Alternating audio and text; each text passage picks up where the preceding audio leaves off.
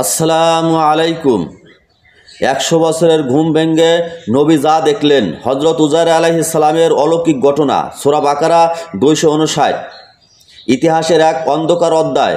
ব্যাবিলনীয় রাজা বুকতেনাসর যখন পবিত্র ভূমি জেরুজালেমকে ধ্বংসস্তূপে পরিণত করেছিল, শহর তখন কেবলই ধ্বংস আর নিস্তব্ধতার প্রতীক। এমনই এক বিষাদময় দিনে গাদার পিঠে আরোহণ করে যাচ্ছিলেন হজরতে উজাইর আলাইহিস সালাম, সাথে কিছু খাবার।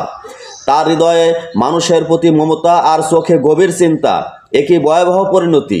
এই মৃত্যু শহরকে আল্লাহ কিভাবে আবার জীবন দিবেন, কিভাবে এই ধ্বংসপ্রাপ্ত হাড়গুলো জোড়া লাগবে। উজাইর আলাইহিস সালাম ক্লান্ত হয়ে একটি ভাঙ্গা প্রাচীরের ছায়ায় বিশ্রাম নিলেন। তিনি খাবার পাশে রাখলেন। আল্লাহর পক্ষ থেকে পরীক্ষা শুরু হলো। তিনি উজাইর আলাইহিস সালামকে মৃত্যু দিলেন। তার দেহ পড়ে রইল। তার গাদাটি পচে কঙ্কালে পরিণত হলো। এভাবে কেটে গেল দিন, মাস, বছর। 1 বছর নয়, 2 বছর নয়, ঠিক 100 বছর। 100 বছর পর আল্লাহর নির্দেশে তার দেহে আবার প্রাণ এলো। উজাইর আলাইহিস সালাম ঘুম থেকে উঠলেন। ফেরেশতা তাকে জিজ্ঞাসা করলেন, তুমি কতদিন এখানে ছিলে?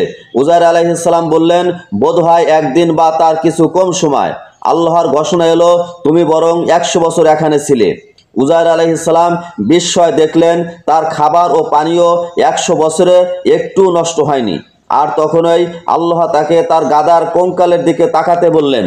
চোখের সামনে কঙ্কালের হাড়গুলো জোড়া লেগে মাংসপিণ্ড আবৃত হয়ে গাদাটি জীবিত হয়ে দাঁড়িয়ে গেল।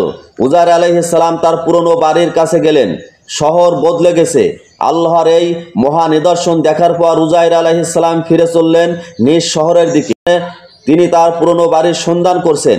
তিনি তার এক শতবর্ষী দাসীর সন্ধান পেলেন। দাসী বললেন, উজাইর তো 100 বছর আগে হারিয়ে গেছেন।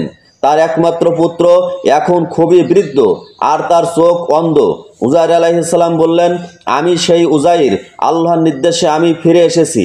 বিশ্বাস না হয় দাসী শর্ত দিলেন, যদি তিনি উজাইর হন তবে আল্লাহ যেন তার পঙ্গু শরীর ও অন্ধ চোখ সুস্থ করে দেন।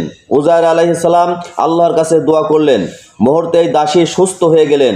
তার চোখ দৃষ্টি ফিরে পেল। দাসী বলল, আমি সাক্ষ্য দিচ্ছি আপনি আমার মনিব উজাইর। খবর পেয়ে তার শতবর্ষী পুত্র ছুটে এলেন।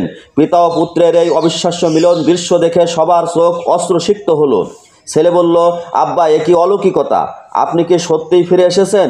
উজাইর আলাইহিস সালাম বললেন, আমি জানি আল্লাহ সব কিছুর উপর ক্ষমতাবান। এই ঘটনা প্রমাণ করে পরকালে পুনরুত্থান অবশ্যই সত্য। প্লিজ সাবস্ক্রাইব এবং লাইক করুন।